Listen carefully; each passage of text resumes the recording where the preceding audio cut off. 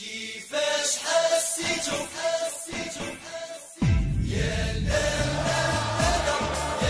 كأس العالم للأندية بالمغرب وجمهور قد رحل إلى أكادير لمؤازرة فريقه الرجاء البيضاوي أو المغربي على الأصح. هذه المرة مواجهة أوكلاند سيتي نيوزيلندا في فصل شريط مباريات المونديال.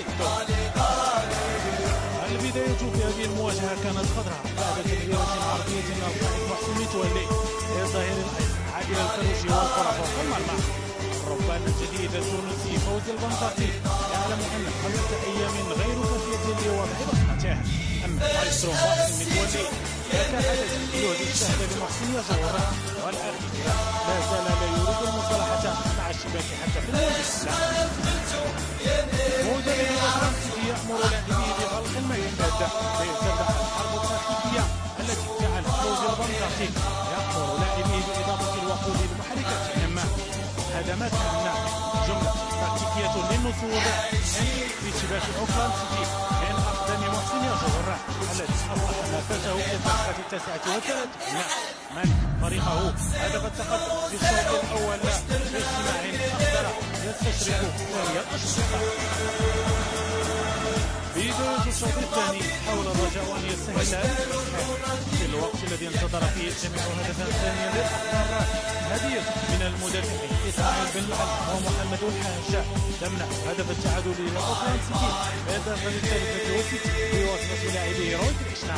لكن عزيمة النسور تظهر في الصعاب بعد عديد المحاولات لتسجيل هدف الفوز.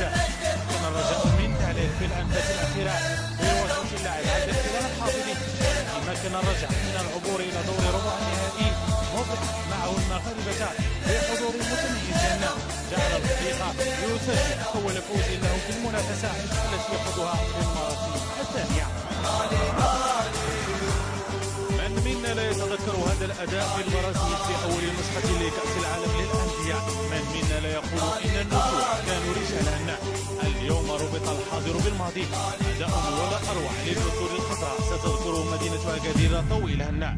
الرجاء في النصف النهائي على حساب مونتيري المكسيكي وبلاتر يلبس جلباب المتفرج في أرض الفرجة بعد ضغط مشفر للفريق المكسيكي وتدخلات رائعة للحارس العسكري.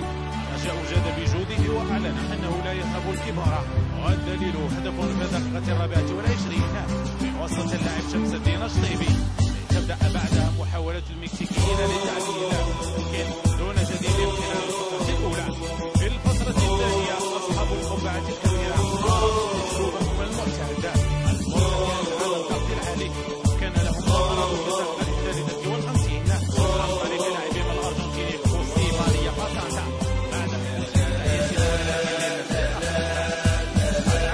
أعيد إلى أصله والشك تسبب لنفوذ الأهداف الناصر والأسباب والشك بعد عديد الهجومات التي قام بها الفريق المكسيكي لكن بلا تأثير. الرجوع إلى الشوطين الإضافيين أمر محتم في هذه المباراة والحظ الموت ولا بد أن يصيبك في يوم من الأيام. هذا يوم الرجاء أصبح المنطقة أمام الكبار في الديربي البيضاوي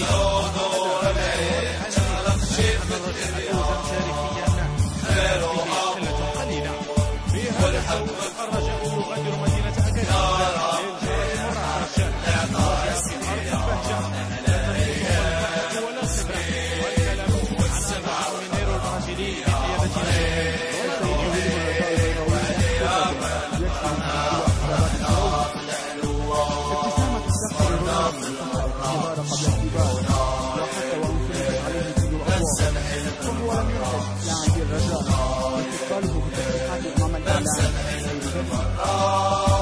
خبرة والكلام عن مينيرو البرازيلي على خوض مباريات فرضت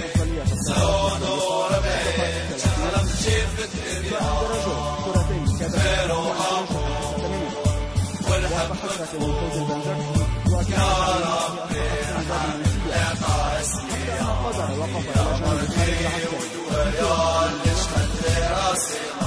بعد ذلك كان لابد على الفريق البيضاوي أن يخرج من المنتخب وعندما بادر هكذا محسن مطلعي مرة بالسبتين لكن براعة الحارس وفردية المطلعي كانت اختراقا تشريبات ولكن الجماهير يقول لماذا كانت